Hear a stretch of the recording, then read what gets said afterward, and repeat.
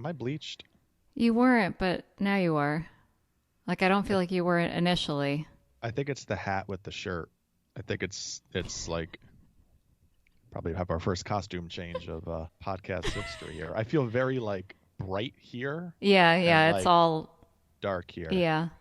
All right, please hold. I'm gonna just adjust for a second. A solid choice. Right? Felt like it fit. Yeah. So, why'd you also change your hat, though? Everything felt too dark. I felt like I needed to lighten it up top, and So, this is a full costume change. it was a whole overhaul. The beginning of the last episode was shaky for two reasons. One, because I was so close to the camera, but also, I don't know if you noticed this or not, but I was experimenting with the like AI tool that takes all the ums and likes out automatically. Yeah, I ran it through like the whole thing and I started playing it back. I'm like, oh, this sounds pretty good. I'm going to roll with this, but still going through to, cut like for content. And then I got like 10 minutes into it and I was like, no, this is sounding weird. But then I was like too lazy to go back and fix what I had yeah, already, like yeah. what AI had done. So if the beginning sounded weird, that's why. I did notice like some very particular like jump cuts, and I'm like, wow, she's really like moving fast to like cut these things out. And then as you say that, I'm like, oh, okay, that makes sense now. Yes, AI is such an interesting like addition to our lives, and there are certain things and areas where it definitely I think makes a lot of sense. Like I can remember when, for example, like when Facebook came out with utilizing AI for alt tags on photos. Um, they would scan it and then pull out like what they believe they saw, and it was usually like fairly accurate. But then, like anything else, it kind of saturates the market, and it feels like it waters down like all of these things that I almost feel like the negative is that you don't have to learn stuff now. You don't have to sort of have an understanding of it. You just sort of can lean on utilizing it for certain things, and I don't know. It feels like it takes the fun out of like getting better at something and positioning yourself as like, skilled in a certain area. Yeah, I had a really long talk with a couple of the women in my community this earlier this week, like about AI, and one of them brought it up. And I I know don't, you're talking about your like I know you're talking about like your professional community, but I just had a vision of like you down at like the local coffee shop just chatting up some ladies about AI. it could happen. Yeah, no, frequently I imagine. I've mostly been just not really paying attention to it. But since that conversation, I've been trying to notice where we've already been using it, or maybe not, we're not calling it AI, but like using technology. For example, something like spell check. That is a tool that we use that we've been using forever to make our work better. I'm very much trying to take the perspective of finding the ways that this could like help my work be better and not feeling guilty about using them because everyone is going to be, so might as well like be an early adopter to it. Yeah, and I think like there's something to that. I think there's something to like, we're all looking for better ways of managing our time, and if it's making the process, more efficient, I get that.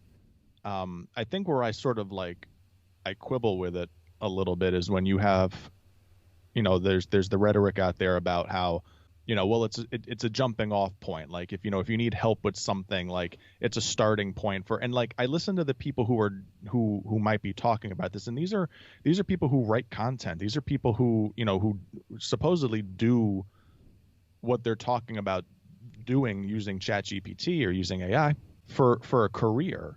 And there's just something that maybe it's just me being, I don't know if this is snobbish, but it feels like it's like if this is your wheelhouse, if this is your career, like it's not about doing it better. Like if you're using it as a crutch to like, well, it just gets me started, it gives me a jumping off point.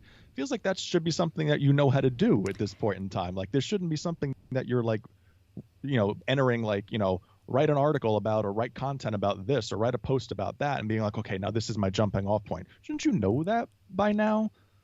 Oh, that's really interesting that I guess I hadn't thought about the ways that people are using it, because that way is like not my problem. The like, I need help coming up with ideas. Anyone who needs help coming up with ideas, I'm your girl. I have more ideas than like I could fill lifetimes with. So the thought that people are using it in that way, especially creative people, is, I'm not saying this from a like judgmental perspective. It's just, it's interesting to me because to me that's one of the most fun parts of the process. Right. And the way that I've been using it, and I'm sure there are going to be people on the other side of this who are like, why is she using it for that? Is I've been starting to experiment with, sorry, Drag race? I think so. Yeah. Pinky Tuscadero. I don't know what that is, but I appreciate that it's a deep reference. It's a Grease reference. Wasn't that what's her face's name? Stocker Channing's character? Was it Pinky Tuscadero in Grease? Rizzo? Isn't that her real name? Who's Pinky Tuscadero? I have no idea. Oh, God. Because I was going to make a Grease joke, and I'm like, he's not going to know anything from that, but apparently I don't know anything about it. All right, hold on. We have to get to the bottom of this. Oh, see? Okay. Right vintage, wrong bottle, I guess. Okay. Pinky Tuscadero was Fonzie's girlfriend in Happy Days. Oh, even better. So very much a Grease, but could have been Rizzo. Actual, yeah. Right. Okay. Glad we cleared that up. Yeah. Okay. Back to AI from 50s to AI. Nobody threads Happy Days to AI better than podcasts for creatives. All right. So the way that I've been using it and experimenting with it a bit is when I write something, I've already been using the platform Grammarly to like just correct my grammar and spelling, or really check it. Like, I don't just throw it in there. I go through every single suggestion and approve it or deny it. Or a lot of times they'll just say like, this is ending in a preposition, or they'll say like, this isn't right, but they don't tell you how to fix it. So then it's like kind of on me to do it. But recently I've been, instead of using Grammarly, just opening Chat GPT and dumping in whatever I wrote, and I just give the prompt like, can you clean this up and check for grammar and spelling? And it's like, oh, and in my voice. So because I really like, I want that creative control. I don't want them to change too much of it. And for the most part, it's been decent, but I'm still like going through it and kind of doing that same Grammarly where I'm like rejecting or, still rewriting it, because a few times it changed it too much. I'm like, I would never say it like this. And that's the part that I never want to lose, because otherwise we're all going to sound the same. Right. In my industry, in many cases, we have public relations people who have somewhat long-standing relationships with their superintendent. They've been working together for years, right? So not only do you, the writer, the PR person, have a tone and have a style of writing that is very much yours and representative of the school district you're working on, but sometimes even writing on behalf of the superintendent, you have to know his or her, the way that they deliver lines. You got to write kind of for them. And we've had some discussions over the months on our team about, using AI for this type of thing, because for some people, they're not comfortable sort of writing remarks on behalf of somebody else. They're more comfortable writing in their own tone. We have someone on our team who's been is a phenomenal writer. Recently, she had written, was asked to write something on behalf of, I forget if it was for her superintendent or for the district, but the superintendent had been sort of a proponent of Chat GPT, save time, do this, do that, more availability to do other things and whatnot. And she was a little bit more like hesitant about it, but she decided one day, out of the blue, to kind of give it a go and see what happens. So she used Chat GPT to write the remarks, kind of cleaned a few things up a little bit, presented it to him, and he had come down to her office later on in the day and said, "You didn't write this, did you?" And she Wow. goes, "No, I didn't." He goes, "I could tell." And it kind of like was this like very refreshing period where like if you're writing for an audience that doesn't necessarily have a sort of like feel for who you are already, and you're kind of getting like I could see using it to sort of help tighten things, and like all of that makes sense, but like these long-standing relationships, things that people are used to, it almost feels like sort of double the work. And I'm not saying that it's not worth necessarily like using it to sort of help shape or structure, or but like if it does feel like after you get your draft back, then you're cleaning it up. I don't like the way this sounds, this does this. And I wonder how many people also know like that when they get these remarks, this doesn't sound like me, or this, if you're writing for somebody else, this isn't you. And then I start saying to myself, like, where is the time saving here? Because eventually I have to go back and clean this up and do this differently, or I don't know. I have this very undecided, I feel like I'm like dragging my heels here, and maybe this is just me getting older. I have this very undecided relationship with ChatGPT as a means of like something in my industry, because when we're working with other people for writing on their behalf or trying to sound like the way that they typically want to sound like, that's something that you can't often get out of an AI based tool. Yeah, no, what you just described is exactly what my experience has been in my thought process, which is this is not saving me time because I have to like go through, I still have to go through it with a fine tooth comb. I think the only thing that it's really doing for me is giving me that assurance that I don't have any like glaring Yeah. mistakes or like a double word. But in that case, so after doing this, I've probably only done this over the last month and not consistently either, just kind of like here and there in a few places. I've kind of come around to, I think just going back to doing what I was doing in Grammarly makes more sense because it's extracting like less of what I poured into it. It's funny that I remember when I was in high school growing up, I'm going to forget the name. You might remember this, but there was like this website that you could write a paper, in English and then upload the text and it would translate it into Spanish. I can't remember the name of the site now, but I was aware of it. Now, background, this, but my mom was a Spanish teacher, so I couldn't get away with much of any of that because she knew what I knew and what I didn't know. But I had friends of mine who did, and I can remember us having to turn in our papers one day, and the next day we get them back graded, and the teacher, I don't even know if you can get away with this now, but the teacher had come up to this kid in the class who definitely used this very early on AI based, we didn't call it that back then, but like this very early on AI based software. She said the word in Spanish and she said, "What does it mean?" And he froze and ended up getting a 0 on the paper. And it's so funny that like here we are now, 20 something years, right? Yeah, 20 years after that, give or take. And we're still in love with this, like trying to find ways to like circumvent the learning. And your example is not that. It's more or less the I don't want to put the time into thinking about this. I don't want to, so let me do this. And it always feels like it ends up cheapening it on the back end. And maybe you do find ways around it because people aren't that caring or don't pay that closely enough attention to it. But I feel like for those who do, for those audiences that are aware of your style, your voice, your tone, it does matter quite a big deal about whether or not you're kind of passing this off to save time or whether or not you're using this to sort of tighten the process, but still making sure that it's you in the end.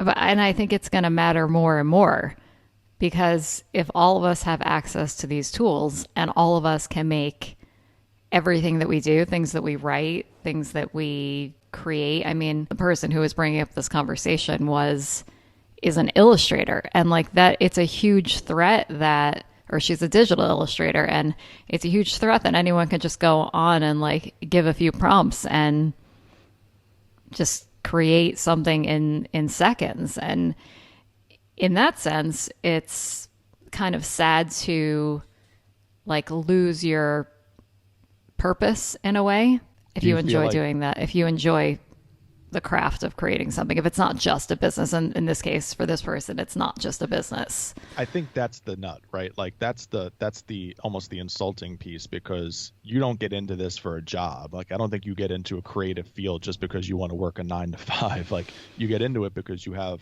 an affection for the work, and it provides you purpose. I'm sorry, I was just waiting. I have a visual. I've watched that video like 30 times, so I was waiting for the mic. I did it one time. I know, but I've watched it so many times that I feel like I watched you start to lean, and I'm like, oh, here it comes.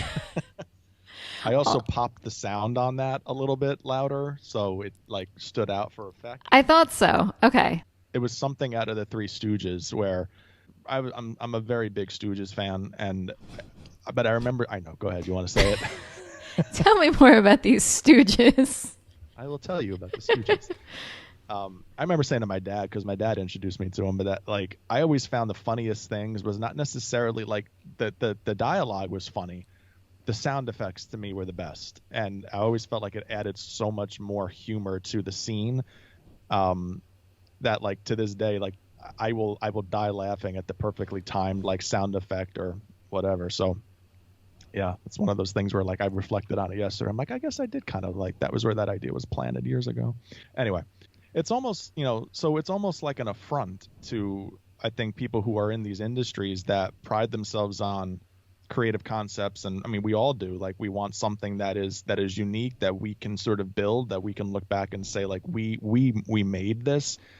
And then it just feels like someone's joining the race midstream. Like we all started at the starting line, and about, halfway through the race, someone just hops on the course with a bib on, and they're in it too. And you're like, but you didn't put in all of this to sort of get you to this point. And I think that's the battle that I have internally with AI is I see the value of it. I see what it allows you to do, but I also feel like it's giving people an out. It's also outing people who haven't put in that effort to understand the craft.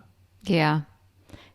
I definitely it annoys me to know that there are people out there who are doing it purely just to make money. Mm-hmm. And they're willing to do it because they don't have an audience. They probably don't have integrity. Yeah, I don't know. I mean, I think it's a complicated topic. The battle between efficiency versus effectiveness is, I think, something that's gone on for quite some time. And, like we talk a lot about cooking on this show, and there's a means of which to save time on things when you're cooking. And then there's sort of, I think, the way that, at least I know that you and I were raised, where it's like put the effort into, mincing garlic versus like, getting a garlic roller, or, like all of these things where you're like, oh, I don't want to do that. I want to do it this way because it's my way of doing things.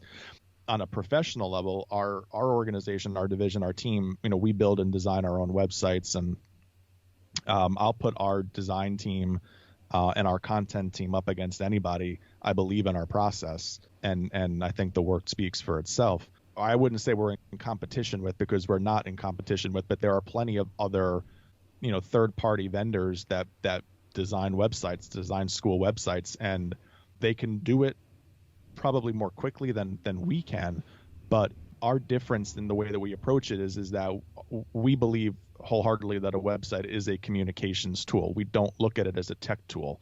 And I think when you work with these vendor companies, they do great work, but a lot of it is pitched as a tech tool. So when we talk to our districts, we don't sit there and insult the process of other companies that they might be consulting with, but we're very true to, this is a communications tool. We want to make sure that the way that we're designing this meets the needs of your public, not just what we feel like should be on a typical school district website. So we go through the process of doing audits and reports and making sure that what we're pulling out is what your community is using the site for, so it's meeting a need.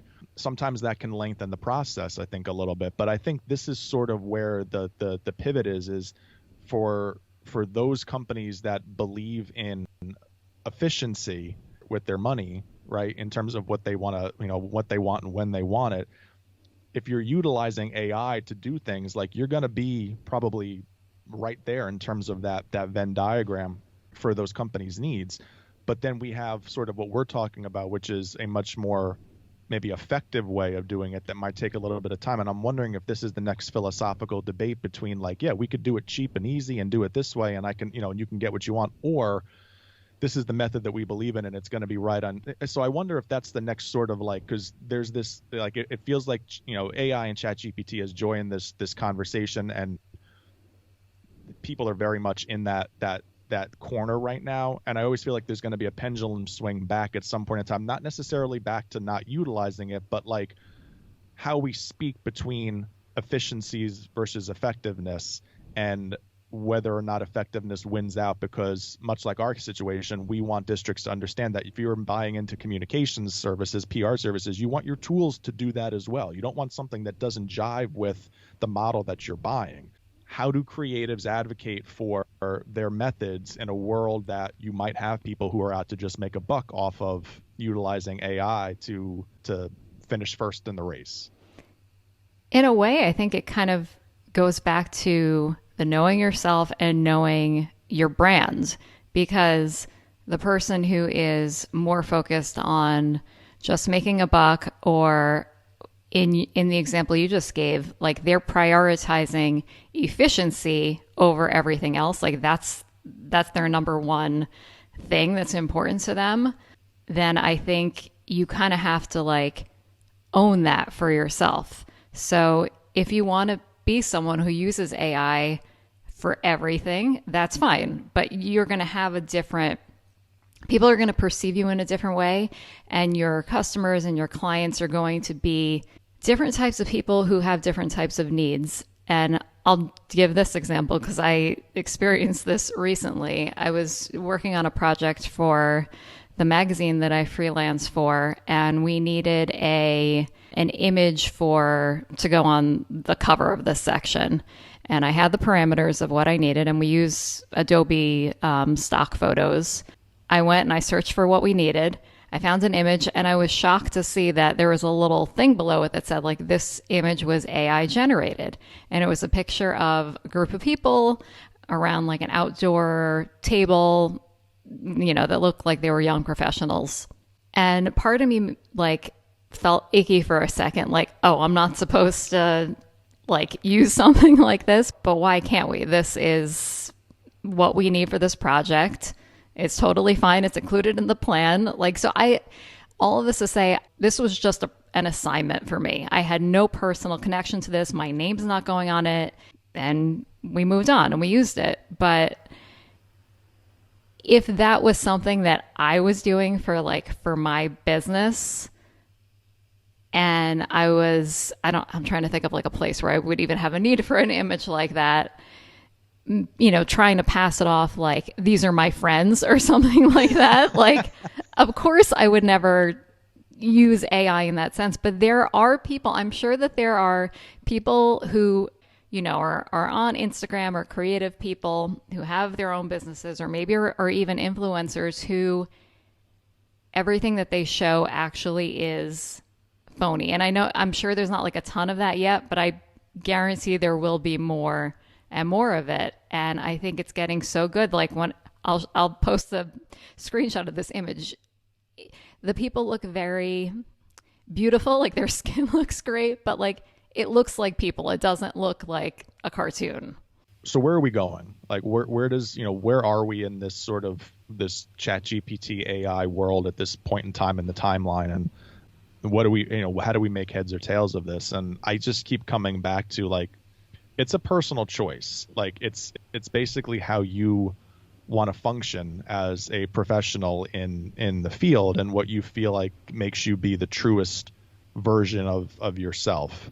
So I have to tell you about this show that I watched on the flight home from London. This was like the last thing that I watched, and to kind of set the stage for this, each flight, the first flight I think was like 8 hours, and for whatever reason the flight back was like 10 hours. So a lot of time to watch things.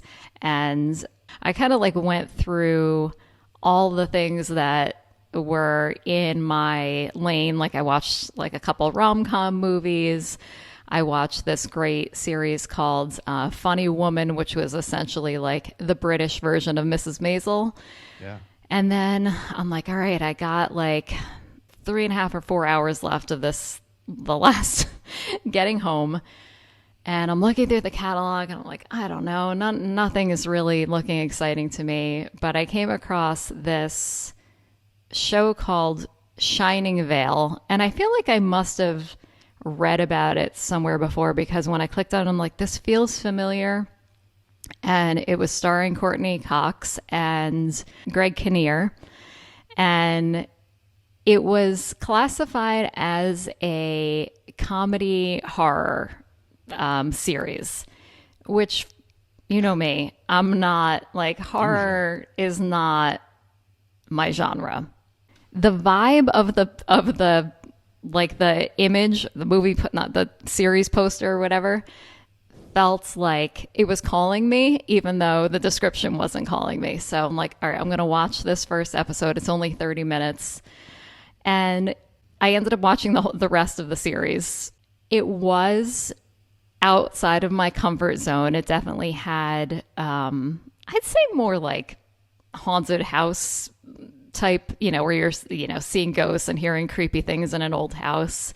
There were a few like gory parts of it, but overall I felt like it was so balanced with comedy, and it made me realize like how much I love Greg Kinnear. I mean, I felt like I know him most from like You've Got Mail, but I felt like this was like, could have been the same character. He definitely like had that same energy. I don't know. When I got home, it got me thinking like, what else have I been missing and maybe like dismissing just because it's not like what I would typically watch? Do you find yourself going back to things that you've seen? I mean, I know you rewatch. Is this a rhetorical? Like, is this like? I know, but like because I'm the same way where I don't go outside of my comfort. And like the funny thing is that like I know it's like it's a joke with people who know me that I'm very much like in my lane, and that's where and that's just who I am. But I think in terms of like consuming content, I will very much have variations of shows that are pretty much in the same vein, but there's just unending versions of it. I probably have listened to more podcasts and read more books on Watergate and Nixon, and I know all the ins and outs of the entire story, but if something new comes out about it, I'm like, yes, I'm going to go read this, or I'm going to go watch this, or I'm going to listen to this. Like, it's just like, it's more about overload, I think, than saying like, oh, here's something I know nothing about that doesn't look like it's going to be about me. Let me go do this. It just feels very not me. But yeah, last week when you brought up that you listened to a podcast that was like centered around Prince, and that was surprising to me. Yeah. Coming from you, which is why I asked you. I'm like, have you liked Prince this whole time? So what is it that made you start listening to that? Yeah, that's fair. It's Explain yourself. I know. I'm still trying to figure this out a week later.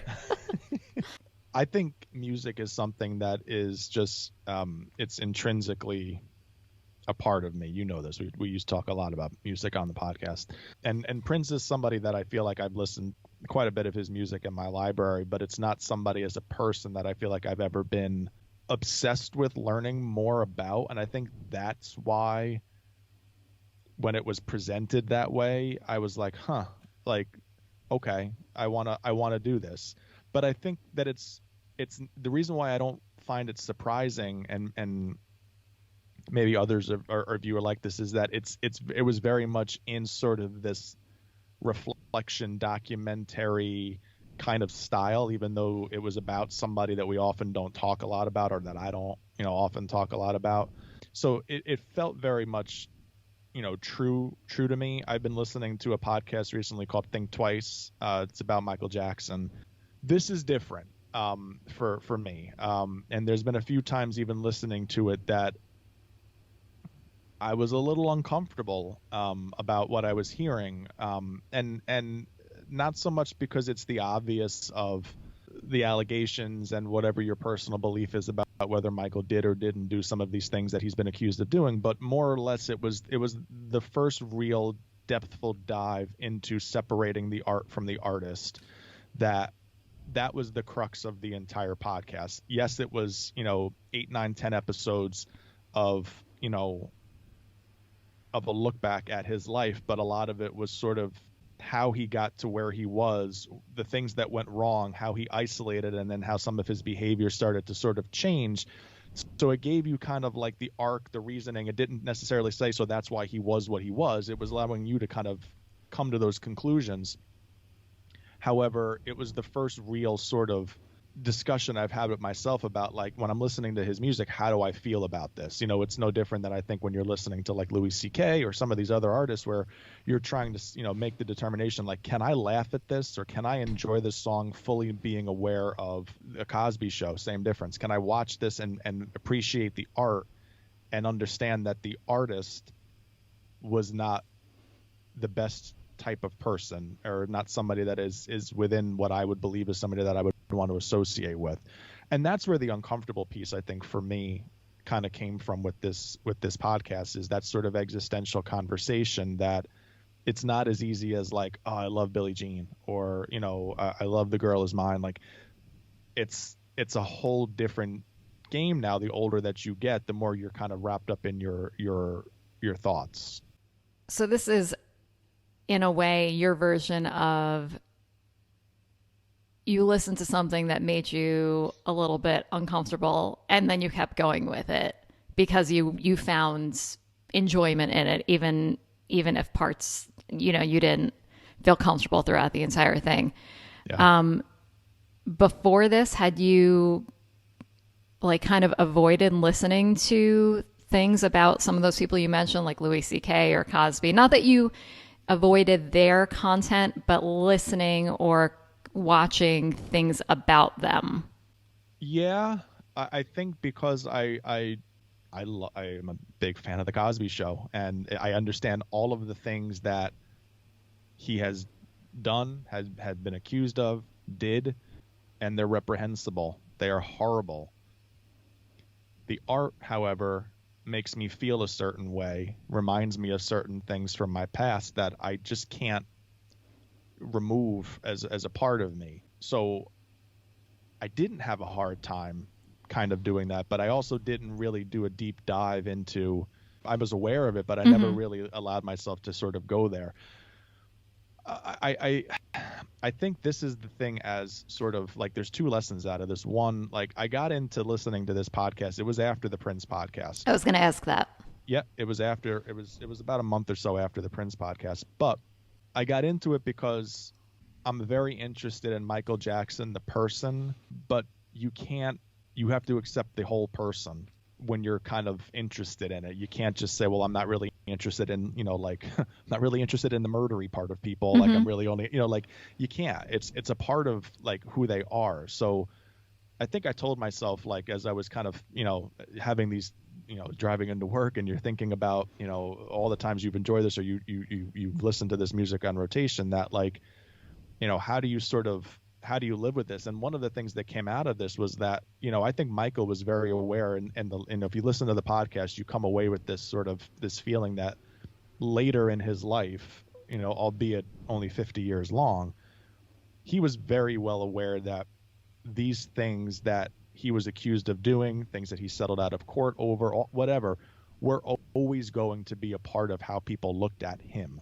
They talk about an occurrence later in his life, probably in his mid 40s, when he started to like recede from the public eye. He had gone to live in Vegas, and somebody, I don't remember who, encouraged him to come out to a club one night and said, like, we can get sort of a room that overlooks the club, but it's completely, dark. No one will know you're in there. Let's just get out. It'll do you good to get out and whatnot. And he was a little skeptical, but they snuck him in. They got him up there, and nobody knew he was there because the lights are all on the floor. Nobody knew it was him. And the DJ ended up playing a remix version of Remember the Time. And Michael didn't pick up on it that it was his song for the first like 2 or 3 minutes that it was going on, or maybe that's a little bit long, but Michael didn't pick up on it. And at one point in time, he turned and looked and he says, "Is that my song?" And the guy goes, "Yeah." And Michael said, "I didn't know they still play my music." And the guy said to Michael, like, "They absolutely still play your music, but I think because of where he was at that point in time of his life and how he was, shunned, and deservedly so or undeservedly so, wherever you fall on that spectrum, like he was very well aware of how his perception was part of people's reality of him."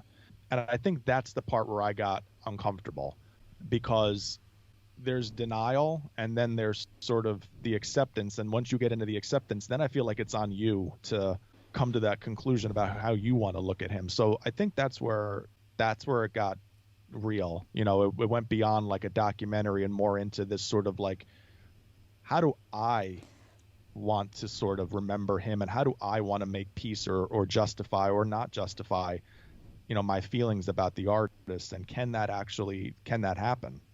Oh, I love that so much because I feel like I've referenced this now probably like three other times on this show before, but I'm going to bring it up again. One of my greatest creative lessons was watching Malcolm Gladwell's masterclass, and specifically the lesson that he taught me about ending a story and not putting a bow on it. Whether it's leaving things open for interpretation or saying something that makes people uncomfortable. In his example, he was talking about, kind of like ending a piece that you're writing, or ending a story, but I don't think it only has to apply to endings. I think in any creative thing that we are making, having things in there that may make people feel uncomfortable is the best gift that we can give to the consumer, because it's giving them an opening to engage with your work. There's that old adage that every good story has some element of tension to it that keeps you sort of hanging on. That's why my big beef with storytelling as a term is like everything is storytelling now. And it's like, this isn't a story. Like there's nothing here that makes me feel like this is a story, So I think that's so spot on true. And I think my experience out of listening to this podcast, I'm not going to just go jumping out and consuming things that make me uncomfortable, but I feel like I'm the first person to tell people in my industry, like, consume things that are outside our industry, because it gives you an open eye into creativity and spark and what might be a great idea and how you can build off of it with our own purpose. I think that's part of just being a better consumer of content and not so enclosed, is like taking chances on the things that you consume and allowing it to let you think and let you draw conclusions and navigate feelings, and because it leads to a more fulfilling consumption process. Yeah.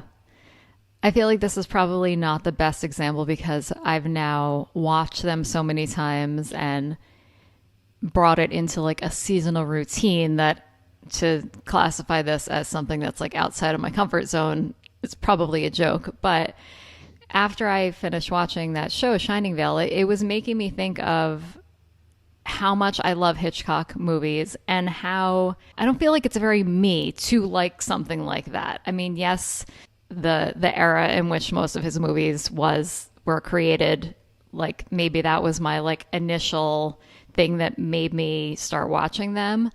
But the content themselves, them being, not horror, but kind of like right up there against the edge. It's not the genre of movie that I typically gravitate toward, but I'm so glad that whatever brought me in kept me there, because for me, Hitchcock movies are like the perfect example of pushing me like just to the edge of being uncomfortable. And at this point, like I'm not uncomfortable when I watch them, but I feel like it's a great sweet spot to be in when you're consuming something. And if you're able to then create something to like let someone else experience that, where it's like you're giving them just the right combination of something that's familiar to them and that's comforting to them or appealing to them, but also introducing them to this thing that may make them like, I keep using, I wish there was a better, what other word can we use other than uncomfortable? But it introduces something that makes them think. It yeah, introduces yeah. something that's tension. But that was actually, like, we've talked about this too, you and I, in the past, maybe not on the podcast, but that was actually like Hitchcock's main intention. Doing enough reading about him, was that, his definition of reality is like, it never must be exactly real, because reality is something that people don't like. And I when I stopped and thought about, like, we know reality has a lot of good and a lot of bad and some scary and things that we don't want to think about, but that's reality. So, Hitchcock's thing is that, like, it must look real, it must feel real, but it never must be real. That's it. Like, it's what makes you think. It's what makes you sort of ponder. It's what makes you sort of worry. It's what makes you sit on your hand. That's the drama piece. That's the storytelling piece. Oh, all right. I had a very strange thing happen this week. I need you to help me unpack it and figure out, because I still have not decided like what was going on here. So this was Thursday evening. I had just finished editing like the main cut of our podcast, and I knew that I still had like some work ahead of me. I said to Jimmy, I'm like, are you cool to let's like get takeout tonight? He's like, yeah, no problem. So I place an order from this pizza place that we've been going to recently, and they deliver, which is great. And as soon as I hit the checkout button, I was like, I definitely forgot something, because that total did not seem, it was not enough money. So the receipt was sent to Jimmy's email. I had him check it. He's like, yeah, your calzone is not on there. So I was like, all right. I'm like, he's like, you're gonna have to call them. I'm like, I hate calling people, but I really wanted this calzone. So I called the pizza place and I said, I just placed an online order, but I forgot to add something. And the guy says, oh, you forgot to add a cannoli to it. And I was like, no, it was actually a calzone. And he was like, oh, okay. All right, well, let me know what you want. So I give him my order, and he says, and so do you want that one cannoli? And I was like, I've never ordered dessert from this place before. And pizza places, the dessert menu is usually like cannoli, cheesecake, maybe right. one other those thing. Those little plastic exactly. cases next to the sodas. Yes. Yeah, right. So that's kind of what I'm picturing. And I'm like, well, are they really good? I was trying to like dig to like, why does he keep pushing this? And he's like, oh yeah. He's like, they've really been like going fast. And he's like, because Halloween's coming up. I was like, what does that mean? Right. Then I'm like, okay, yeah, I'll get a cannoli. You can add that in. He's like, all right. He's like, I can add this to your online order. He's like, the credit card that ends in, like, he says the 4 digits. And I'm like, like I had used Jimmy's credit card, but I'm like, that doesn't sound right. And he's like, this is for Sam, right? I was like, no, it should be under James. And he's like, oh, for James. So then after I hung up, I was just wondering, like, was he trying to push this cannoli because he thought I was Sam? Or, I should also add that, like, I was half expecting when this cannoli arrived for it to have like orange, like for the filling to be orange, or for it to have like some kind of Halloween, like maybe it was like a seasonal cannoli. Chocolate chips with the orange filling. Yes, right, something like that. Something no, just it was just a regular cannoli. Was it crispy or was it mushy? I can't stand a mushy cannoli. See, I'm not. This is why I was like hesitant to even like say yes, because I'm not. It was mushy, wasn't it? No, I'm not a big cannoli fan. Really? There are 2 things that are at every single Italian, like you going out for a dinner or a catered thing or whatever, fried calamari and cannoli. And those are the 2 things that I'm like, it's there and it's on the table, so I usually have it. But like, if they went away, I would not miss either of them. Okay. Back to your question, was the cannoli mushy? No, and I ended up like, I had to try it, obviously. Apparently they're flying off the shelves. Yeah, because of Halloween. Right. But it was better than I was expecting. Like, this is pretty good, but that does not solve this mystery. No. What are your thoughts? What's your takeaway from this? I feel like Sam has definitely sampled a few desserts over the years as he's been frequenting this place, and they know that, so they were trying to push something onto Sam for sure. Maybe that's part of it. If you're a pizzeria, like I think you even know that whatever's in that, Pepsi cooler that you have, with all the cans and then like some cheesecakes and things in little plastic containers, like even that none of those are probably very good. They just need to get either eaten or thrown out. So, to sit there and lie, we all know that none of those things are very, very good. We're not mistaken going to a pizzeria with going to an Italian bakery and mixing up what we're going to be consuming. So it feels like on this guy's part, it's a little bit of a stretch to push these things as if they're like, great, now you said it was good. So It was. good on him and good on you for trying it and following through. But I don't know. On the surface, I think we all know that Italian pizzeria desserts are pretty much like, we just look at them and go, and then we just keep moving. Yeah, so. Yeah. That's not what we're there for. So you think it's either the Sam theory or that they were just trying to get rid of them, and he was any person that called up, he was going to try to sell them a cannoli. Oh yeah, I feel like those things probably had an expiration date of like the end of the night or tomorrow, and instead of like throwing them all out, it was let's see if we can get some money for some of these things and upsell them and make sure they think that these things are the greatest things ever. And okay. I give you credit for trying it though. I mean, I'm not sure I had to. Like, it's a dessert. It's okay. Yeah. Like, oh, you would not have trusted it, especially if it didn't come with like a Halloween, or if it was like a big sticker that said like, this is our once a year cannoli release. I cannoli palooza comes earlier every year. I have a problem with places that say they do everything really. You could have just ended with, I have a problem, but go ahead. I have a problem with places that say they do everything, like Italian places that are like, that advertise themselves as like Italian delis, but then they're also like pizza and cannolis and this and that. And it's like, you can't do it all well. You can't. No place does it all well. You either do this really well or you do that really well, but nothing is ever across the board really good. If you're saying that you got these awesome desserts, but you're a pizzeria, I'm automatically going to knock 2 or 3 points off of that score, because I know that they're not very good.